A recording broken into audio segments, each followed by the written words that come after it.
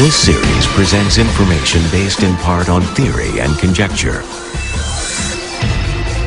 The producer's purpose is to suggest some possible explanations, but not necessarily the only ones, to the mysteries we will examine.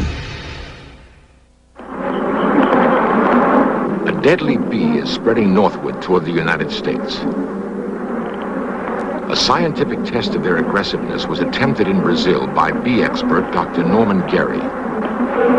500 bees or so have already come out. They're hitting my legs like crazy. I think we're overdoing this one for sure. They're all over my ankles. I'm going to have to move out. One stinging me through the top of the head. Because I wasn't prepared for the kind of action we're getting here.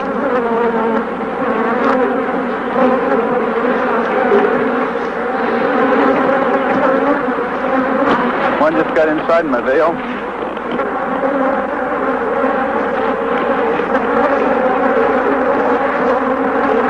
They're absolutely all over me. One's inside, two are inside my veil. One stung me in the ear. Sure wasn't prepared for this one.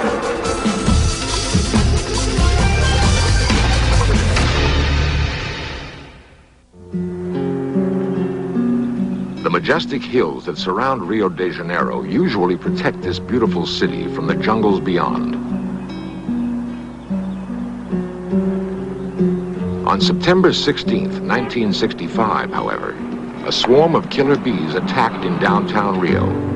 In their frenzy, they bombarded anything that moved.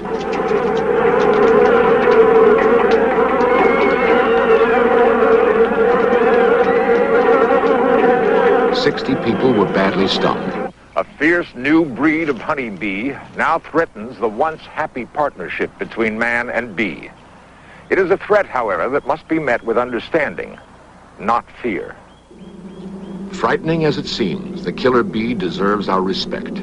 It works harder, lives longer, breeds faster, and produces up to twice as much honey as other bees. To comprehend the behavior of killer bees, we must look first at the European honeybee, common in the United States. Dr. Norman Gary is an expert in bee behavior. To him, the complex and usually unseen world within a beehive is a familiar yet ever fascinating place. Ordinary smoke pacifies the bees, allowing a close inspection of the hive. Inside lies a highly organized insect society. Bees, in fact, are among the most social of all living things. The pure beeswax combs, composed of thousands of geometric cells, form an intricate housing unit. Certain cells store pollen and honey. Others are used as brood chambers to raise new bees. Most of the hive is made up of workers, each with a special job to perform. Some workers do nothing but fan their wings at the hive's entrance. They are the air conditioning unit, fanning tirelessly to ventilate the hive, maintaining an even temperature. Other bees work at keeping the hive clean, or in building and repairing the vital combs. No bee is ever without a job. The work of maintaining the hive is continuous. Mortician bees specialize in removing the bodies of dead bees. One way or another, deceased workers are unceremoniously cast away. At the center of every hive is a larger, dominant bee, the queen. Constantly surrounded by a coterie of attendants that does nothing but feed and groom her, the queen is literally mother of the hive. She exudes powerful odors, or pheromones, that give the workers a sense of communal security and ensure that no new queens will be bred. Yet her most important role is as the hive's sole egg layer, up to 1,500 eggs each day. For 3 weeks, the new eggs develop and grow.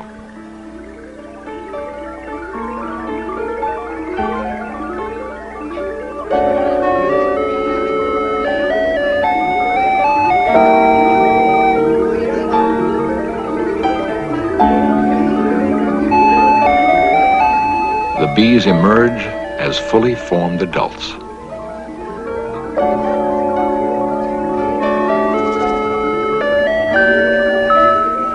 Each new bee chews through the capping of its brood chamber, ready to go to work. A bee's life will last but 6 weeks.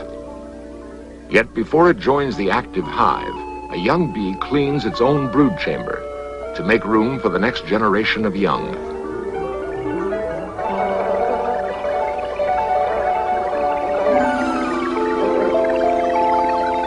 Soon, the new worker bees begin the task of finding sweet nectar and pollen, on which the entire hive depends for survival. On returning to the hive, workers perform an intricate dance which communicates to other bees the exact location of a newfound food source. It is not long before a group of workers has found the spot and begun the delicate work of collecting food. In a way not yet fully understood, bees can actually remember the exact location and time of day at which a certain flower produces nectar.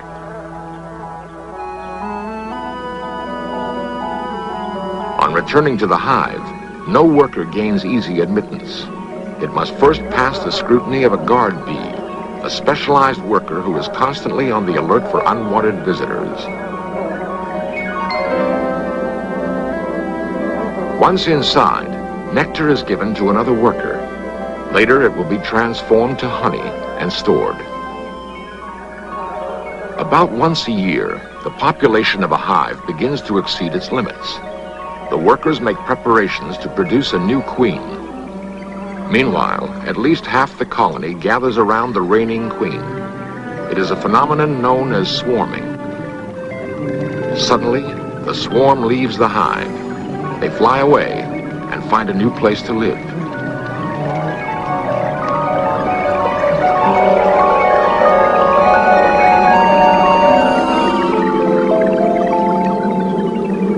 The bees common in the United States are derived from the Italian honeybee, which was deliberately introduced here.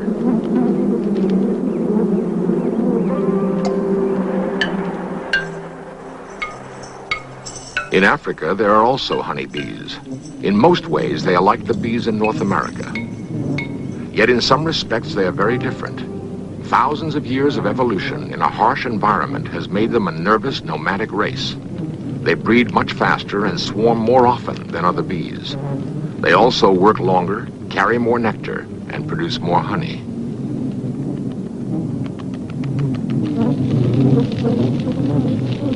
Their unpredictable habitat, where sudden brush fires are common and predators in search of sweet honey are numerous, has given these bees a temperamental disposition. They live on constant alert. A sudden movement, a dark color, even the smell of carbon dioxide from the breath of a predator can send them into a stinging frenzy. Their alarm odors will draw every nearby colony to join the attack in a common defense of the hives. In 1956, at the University of Sao Paulo, this man, Dr. Warwick Kerr, imported 26 hives of pure African bees to Brazil.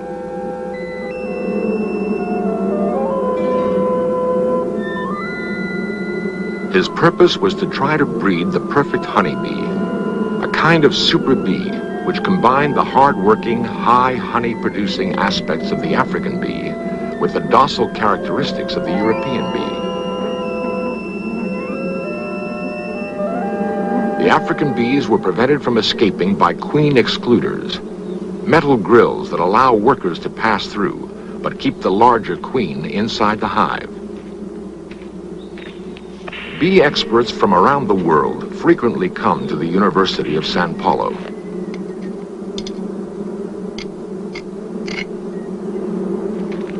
In 1957, a visiting beekeeper mistakenly removed the queen excluders from all of the African hives. The accident occurred at a time when the hives were ready to swarm.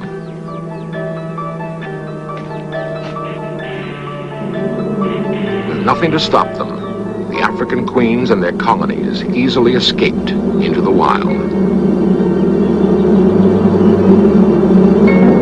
Hundreds of thousands of pure, aggressive African bees swarmed into the countryside. They quickly established wild colonies and continued to breed.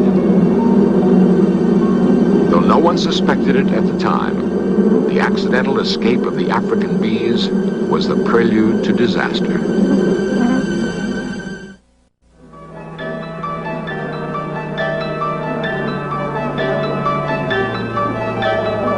The dangerous African bees had been released into an ideal environment. Highly aggressive, they met little competition. Often they marauded native hives, killing the bees, robbing honey, and taking over their homes. They multiplied at an astonishing rate and established colonies nearly everywhere. In trees, under tile roofs, in the ground, in abandoned cars. Once gentle hives suddenly turned dangerous. The sensitive, easily disturbed killer bees were taking over. Cows and other farm animals were attacked. Thousands had been killed. Vibrations from tractors and other equipment caused savage attacks on many farmers. At the Church of Santa Barbara in Niterói, a wild swarm swooped inside during Mass, stinging the congregation. In 1973, firemen used flamethrowers to destroy a wild swarm which had attacked over 300 people at a funeral service. A handful of dirt thrown at them triggered the attack. On several occasions, the commotion of a soccer game has caused bees to launch mass stinging attacks on players and spectators. In 1974, in Recife, Brazil, Jose Ferreiro was hospitalized after being horribly stung by a swarm of killer bees. Several days later, he died. In Rio, a wild swarm entered a movie theater, badly stinging the audience. In Curitiba, an autopsy found 80 bees in this farmer's stomach. 3 fishermen barely survived another attack. Since 1957, thousands of people have been attacked and badly stung by killer bees. At least 300 people have died.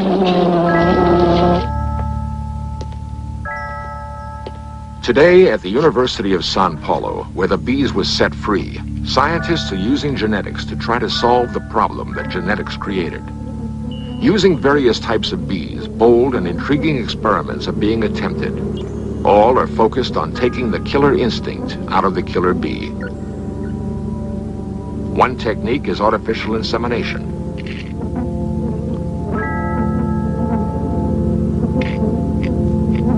Drones, the stingless bees that fertilize the queen, have been collected from special hives. These drones represent an extremely gentle European variety. One by one, they are carefully removed. Each drone is gently compressed to reveal part of its reproductive system.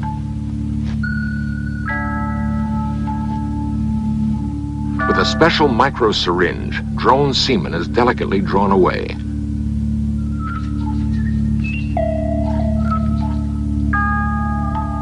Meanwhile, an anesthetized killer queen bee is prepared for artificial insemination.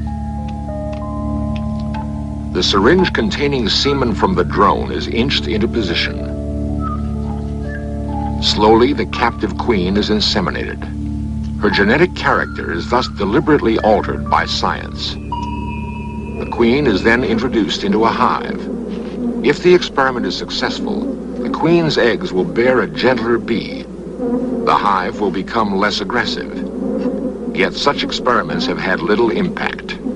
90% of all killer bees live and breed in the wild, completely uncontrolled. Another attempt to solve the killer bee problem has been to produce mutant bees by exposure to high radiation. A mutant bee, which is physically unable to sting, has been produced recently. It may offer some hope for the future.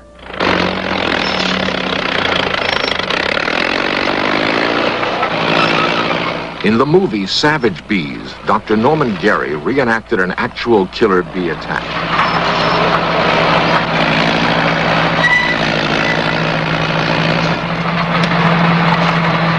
The death of a single bee releases a chemical odor that drives a nearby swarm into a killing frenzy.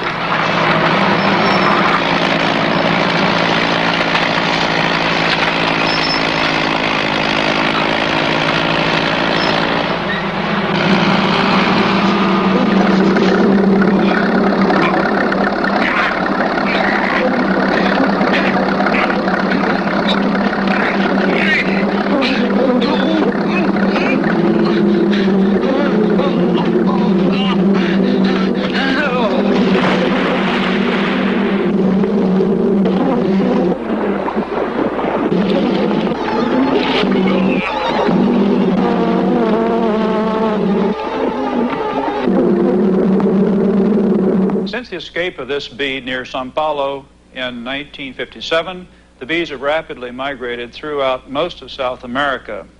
They're presently going through the Guianas, and they've just been reported in Venezuela. Should they continue their northward migration at 200 miles a year, they could reach the U.S. by 1990.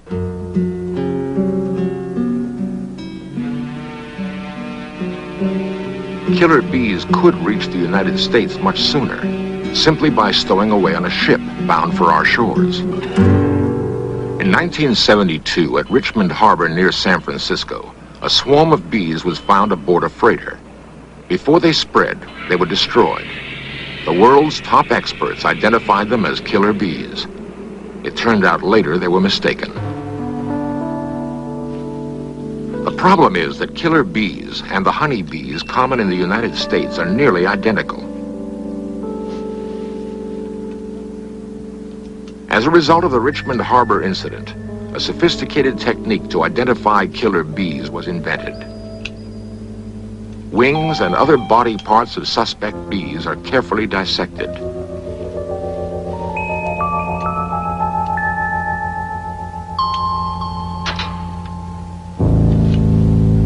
The parts are then projected.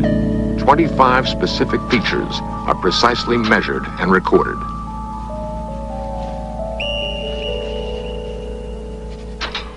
The information is fed into a computer for analysis and an answer. It is the only way known to distinguish a normal bee from a killer.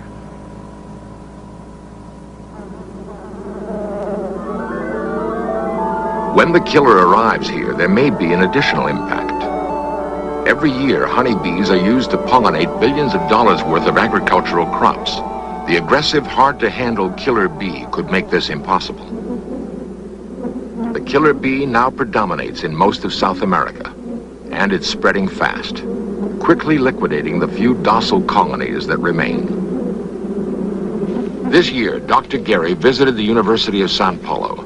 One of his objectives was to attempt again a test of the killer bee's aggressiveness. Viewed through an electron microscope, a bee's stinger is clearly a formidable weapon. It is not a single needle, but a three-pronged drill.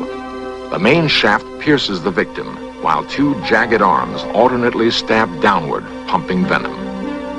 The venom is contained in a large sac above the sharp sting apparatus.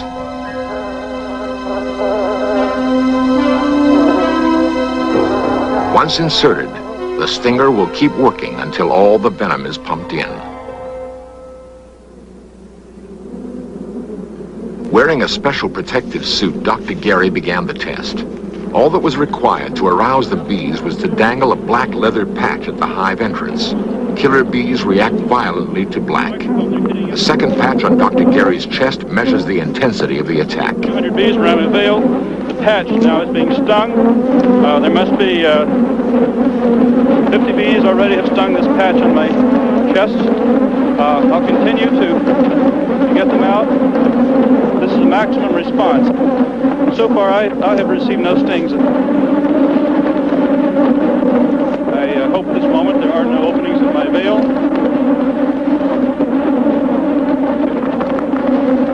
By now there must be 300 or 400 stings in my leather patch. I can actually feel them pelting my leather gloves. They are coming out with such activity. It's amazing. I actually feel the bees hitting me. Made it about the same number of bees around the big camera. There's only one sting at this point that concerns me, and that's the one in my arm. I would estimate that the cameras themselves have at least 100, maybe 200 bees on there. Of course, they can't sting the camera. Even as Dr. Gary left the hive area, the bees persisted in their attack. Killer bees will pursue a victim great distances, stinging all the way. Killer bees don't calm down easily. They remember their anger for as long as 24 hours.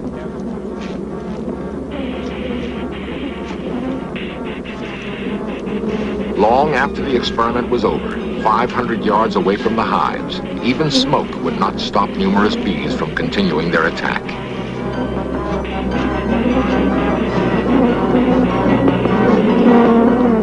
killer bees are unlike any honeybee that we have known. Unless stopped, they will live up to their name.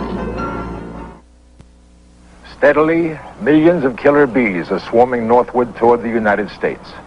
Scientists have suggested various ways to stem the bees' advance. Everything from introducing armies of docile drones that might dilute their aggressiveness to building a giant bee net at the Panama Canal. So far, nothing has been done. When the killer bees will arrive and exactly how they will behave when they get here, we don't know. For now, there seems to be little we can do but watch and wait.